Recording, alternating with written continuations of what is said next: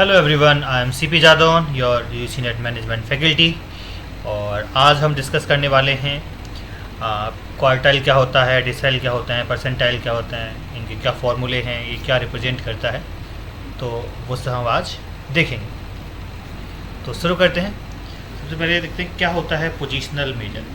Positional major कोई भी ऐसी वैल्यू हो सकती है जो डेटा सेट को क्या करती है, इक्वल पार्ट्स में डिवाइड करती है ना। और वही पोजिशनल मेजर्स को हमने बेसिकली नाम दे दिया है क्वार्टाइल, परसेंटाइल और डेसाइल। क्वार्टाइल डेटा को 4 इक्वल पार्ट्स में डिवाइड करता है, परसेंटाइल 100 पार्ट्स में डिवाइड करता है, वहीं डेसाइल 10 पार्ट्स में डिवाइड करता है। तो वही है positional measure or statisticals measure that divide data set into equal part according to the position. जो डेटा सेट में उनकी पोजीशंस हैं उनके अकॉर्डिंग वो उसे इक्वल पार्ट्स में डिवाइड करते हैं। दे help us understand how data is distributed with in the series. एक सीरीज में कैसे डेटा डिस्ट्रीब्यूट है वो हमको बताते हैं। क्या मेजर करते हैं वहाँ से हम?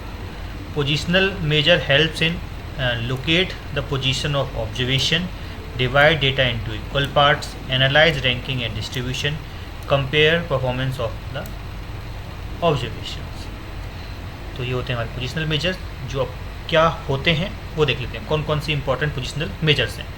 तो पहले हमारे क्वार्टाइल, फिर है percentile decile and then percentile. जैसे कि हमने बताया कि क्वार्टाइल 4 पार्ट्स में डिवाइड करता है डेटा को, 4 इक्वल पार्ट्स में। डेसाइल 10 इक्वल पार्ट्स में डिवाइड करता है, वही परसेंटाइल 100 इक्वल पार्ट्स में डिवाइड करता है। तो जब हम कैलकुलेट करते हैं क्वार्टाइल, परसेंटाइल या डेसाइल, तो हम डेटा को पहले क्या करते हैं, असेंडिंग या डिसेंडिंग ऑर्डर में अरेंज करते हैं। ये एक इम्पॉर्टेंट लाइन है, सो ये हमें याद रखनी है कि बिफोर कैलकुलेशन क्वार्टाइल, डेसाइल और परसेंटाइल हमें डेटा असेंडिंग या डिसेंडिंग ऑर्डर में मेजर मतलब अरेंज करना होता है। जैसे कि हम कैलकुलेट करते थे मीडियन में भी हमें डेटा को असेंडिंग या डिसेंडिंग ऑर्डर में रखना होता था, ऐसे ही इसको यहाँ रखना होता है, क्योंकि दोनों सेम ही चीज़ है। वो ही एक पोजिशनल मेजर है, मीडियन भी एक पोजिशनल मेजर है, क्योंकि वो भी डेटा को 2 इक्वल पार्ट्स में डिवाइड करता है। तो positional measure are called partition value, इनको हम पार्टीशन वैल्यू भी बोलते हैं। तो समझ लेते हैं क्या होता है quartile. Quartile are positional measure that's divide data set into 4 equal parts. They help us understand the distribution of observation according to the position in data set. तो ये 4 पार्ट्स में डेटा सेट को डिवाइड करता है। जैसे कि हम देखेंगे, ये हमारा एक डेटा लाइन है। तो देखो 1 2 3 4, तो 4 पार्ट्स में डेटा को डिवाइड करता है। यहाँ पे हमारे 3 पॉइंट्स हम डिस्कस करते हैं, that is Q1 that is first quartile, Q2 second quartile and Q3 third quartile. तो Q2 को ही हम क्या बोलते हैं, मीडियन बोलते हैं, क्योंकि ये डेटा को 2 इक्वल पार्ट्स में डिवाइड करता है। देखो 50 ऑब्जर्वेशन है ना, यहाँ पे लाई कर रहा है, तो इसे हम मीडियन भी बोलते हैं। जिसे 50% डेटा इधर है और 50% डेटा इधर है। Same thing, data must be, जब आप कैलकुलेट करेंगे क्वार्टाइल, तो data must be arrange ascending और डिसेंडिंग ऑर्डर। Q1 क्या रिप्रेजेंट करता है? Q1 के पीछे की तरफ कितनी वैल्यू होंगी, 25% होंगे। Q2 के 50% ऑब्जर्वेशन और Q3 के 75% वैल्यू उसके नीचे लाई करती हैं। जैसे कि हम यहाँ देख पा रहे हैं, Q1 के पीछे कितनी है, 25% वैल्यू है डेटा की। वहीं Q2 के पीछे 25 50% वैल्यू है, और वहीं Q3 के 75% है। अब ये डेटा सेट यहाँ से यहाँ तक हो जाएगा।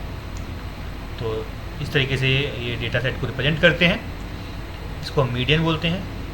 Q1 और Q3 के डिफरेंस को हम इंटर क्वार्टाइल रेंज बोलते हैं। ये भी एक इम्पॉर्टेंट पॉइंट है। अब कैसे कैलकुलेट करते हैं हम Q1 Q3? सबसे पहले आप डेटा को असेंडिंग और डिसेंडिंग ऑर्डर में अरेंज करेंगे। फिर क्या करेंगे, आप नंबर ऑफ़ ऑब्जर्वेशन को काउंट करेंगे। Number of observation plus 1 divide by 4, जो भी nth टर्म निकल के आएगा उसको हम काउंट करेंगे सीरीज़ में, उसको हम Q1 बोल देंगे। ऐसे ही Q2 के लिए ये मीडियन कैलकुलेट करते हैं, सेम फार्मूला। एंड Q3 के लिए 3 का मल्टीप्लाई कर देंगे डिवाइड बाय 4, जो वैल्यू निकल के आएगा उसे हम Q3 बोलेंगे। फॉर एग्जाम्पल, यहाँ से हमें ज़्यादा समझ में आएगा। ये एक डेटा सेट है, तो हमें इसमें आप Q3 Q1 और Q1 Q2 Q3 कैलकुलेट करना है। Quartile 1 quartile 2 quartile 3। तो कैसे करेंगे, सबसे पहले आप डेटा को असेंडिंग या डिसेंडिंग ऑर्डर में अरेंज करेंगे। तो आपने अरेंज किया, तो ये ऑलरेडी अरेंज्ड है असेंडिंग ऑर्डर में। तो हमें कुछ नहीं करना, अब हम काउंट करेंगे नंबर ऑफ ऑब्जर्वेशंस कितने हैं। तो 1 2 3 4 5 6 7, तो नंबर ऑफ ऑब्जर्वेशन कितने आ गए, 7 आ गए। अब यहाँ से वैसे फार्मूला लगाने की ज़रूरत नहीं है, हम सीधा सीधा कैलकुलेट कर सकते हैं कि मिड वैल्यू कौन सी होगी। 1 2 3 4 5 12 क्या हो गया हमारा, मिड वैल्यू हो गया। तो ये कितना होता है हमारा Q3, वो Q2 होगा, मीडियन हो गया। अब इनके बीच में कौन सी मिड वैल्यू है, 3 के बीच में ये वाली वैल्यू मिड वैल्यू है, तो इसको हम बोल देंगे Q3। और इधर जाएंगे तो मिड वैल्यू कौन सी है, इन तीनों के बीच में मिड वैल्यू कौन सी है, 8, तो इसे हम बोलेंगे Q1। तो ये तो सिंपल ऑब्जर्वेशंस के थ्रू हम बता सकते हैं, है ना। जब छोटी सीरीज है हमारे पास, अगर कोई बड़ी सीरीज है तो उन फॉर्मूले को हम अप्लाई करेंगे, जैसे कि यहाँ फॉर्मूला अप्लाई भी किया गया है। Q1 कैसे निकालेंगे, n+1 डिवाइड बाय 4। तो नंबर ऑफ ऑब्जर्वेशन कितने हैं, 7 + 1 डिवाइड बाय 4, मतलब second term in the series. तो सेकंड टर्म कौन सा, 8, तो 8 आ गया हमारा Q1। वहीं हमने ऐसे Q2 का फॉर्मूला लगाया, n+1 डिवाइड बाय 2। तो 7 + 1 डिवाइड बाय 2 कौन सा है, फोर्थ टर्म। सीरीज का फोर्थ टर्म कौन सा है, 1 2 3 4, 12 आ गया। तो 12 लिखा, और ऐसे ही हमने कैलकुलेट किया है फॉर्मूला लगा के, तो कौन सा आया, 18 आया। और जैसे हमने पहले भी डायरेक्ट सॉल्व किया था, तो डायरेक्ट सॉल्व आप जरूर करें एग्जाम में अगर आए तो, क्योंकि टाइम ख़राब करने का कोई मतलब नहीं है। तो आप इस तरीके से कैलकुलेशन कर सकते हैं क्वार्टाइल्स की। अब क्वार्टाइल डेविएशन की बात कर लेते हैं कि जैसा हम कैसा डिस्पर्जन्स आ रहे हैं, है ना। तो quartile deviation is a measure of dispersion based upon quartile. It measure the spread of middle 50 observation in the data set. Quartile deviation is also known as semi quartile range. ये एक important point है कि जो हमारा quartile deviation है वो सिर्फ 50% observation को ही कंसीडर करता है, और 50% ऑब्जर्वेशन को वो छोड़ देता है। जैसे कि इस फिगर में हम देख पा रहे हैं कि जो Q1 के इधर कितना डेटा सेट रह गया, 15% डेटा सेट इधर रह गया। Q3 के बाद 25% डेटा, 25 इधर रह गया, बीच में सिर्फ कितना है, 50% डेटा है, उसी पर ये कैलकुलेशन कर रहे हैं सारी। तो ये क्या है, इसका ड्रॉबैक भी है ना। तो ये हमें याद रखना है कि इसका ड्रॉबैक क्या है कि 50% ऑब्जर्वेशन को ही सिर्फ कंसीडर करता है। तो हम जब बात करें तो इन क्वार्टाइल डेविएशन क्या होगा, Q3 - Q1 डिवाइडेड बाय 2, ये इसका फॉर्मूला है। और हमने अभी बताया भी था कि Q3 - Q1 को हम क्या बोलते हैं, इंटर क्वार्टाइल रेंज बोलते हैं। तो ये दो चीज़ आपको याद रखनी है, Q3 - Q1 को इंटर क्वार्टाइल बोलेंगे, और इसी को डिवाइड बाय 2 कर देंगे तो उसे क्वार्टाइल डेविएशन बोलते हैं। अब एक टर्म और है, that is coefficient of quartile deviation. Coefficient of quartile deviation का फॉर्मूला है Q3 - Q1 divide by Q1 + Q2। ये भी हमें याद रखना है। और ये कब हम इस्तेमाल करते हैं, जब हमें कंपेयर करना होता है डेटा सेट्स के बीच में, तो हम कोफिशिएंट ऑफ क्वार्टाइल डेविएशन का इस्तेमाल करते हैं। तो ये हमने देखा कि क्वार्टाइल क्या होता है, क्वार्टाइल डेविएशन क्या होता है, और कोफिशिएंट ऑफ क्वार्टाइल डेविएशन क्या है। हमें क्वार्टाइल डेविएशन में 50% ऑब्जर्वेशन वाली बात ज़रूर याद रखनी है। अब हम बात करते हैं परसेंटाइल की। परसेंटाइल क्या होता है कि डेटा सेट को 100 इक्वल पार्ट्स में ये डिवाइड करता है।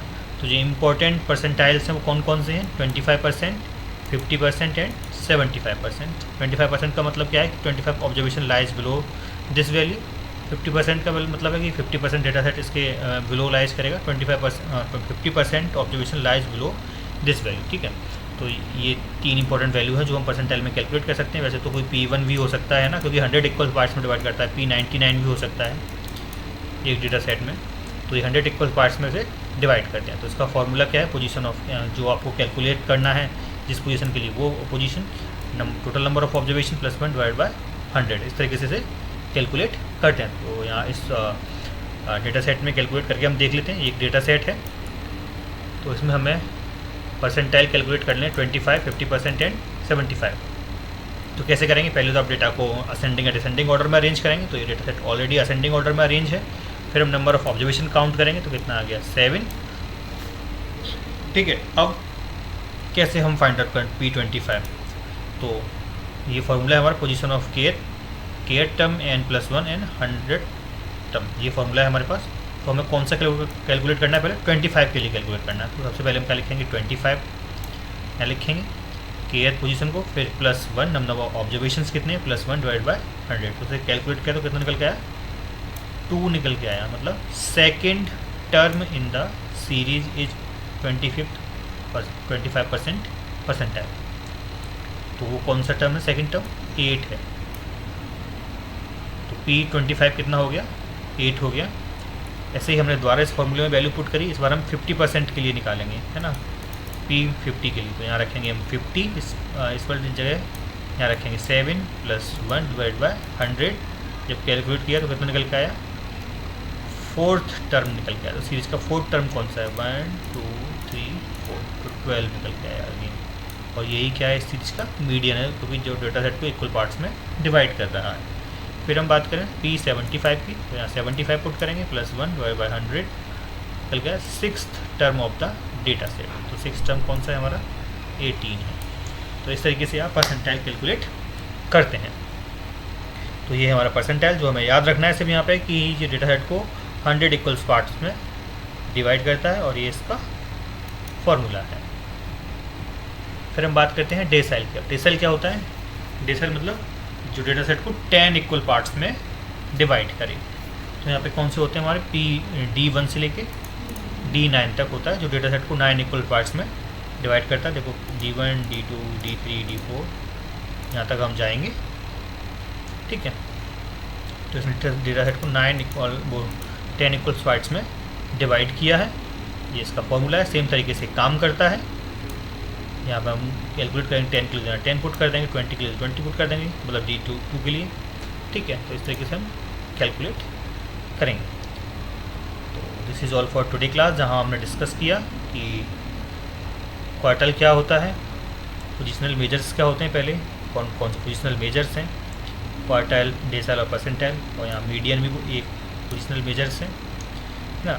मोड हमने डिस्कस पहले भी देखा था कि लूजली जब हम बात करते हैं तो मोड को हम पोजिशनल एवरेज बोल देते हैं, मतलब पोजिशनल मेजर बोल देते हैं, लेकिन वो फ्रीक्वेंसी मेजर होता है ना। तो ये एक लाइन भी हमें थोड़ी सी याद रखनी है कि कभी अगर एग्जाम में पूछ लिया तो हम उसे फ्रीक्वेंसी मेजर भी बोल सकते हैं। अगर कंपेयर करने की बात आएगी तो फ्रीक्वेंसी मेजर ज़्यादा बेटर ऑप्शन होगा मोड के लिए। फिर हमने क्वार्टाइल देखा। क्वार्टाइल हमारे 4th पार्ट में डिवाइड करता है डेटा को, जो हमने यहाँ पे देखा। Q3 - Q1 को हम इंटर क्वार्टर बोलते हैं, और इसी को Q से डिवाइड कर देते हैं, तो क्वार्टाइल हम बोल देते हैं उसे, है ना, क्वार्टाइल डेविएशन बोल देते हैं उसे हम। यहाँ पे देखो डिवाइड किया है, तो और कोफिशिएंट ऑफ डेविएशन क्या है, क्वार्टाइल डेविएशन क्या है? Q3 - Q1 / Q1 + Q2। Percentile 100 parts में डिवाइड करता है डेटा को, और डेसाइल 10 पार्ट्स में डिवाइड करता है। So this is all for today class. मिलते हैं नेक्स्ट लेक्चर में, जहाँ हम डिस्कस करेंगे स्क्यूनेस और कर्टोसिस के बारे में। Thank you.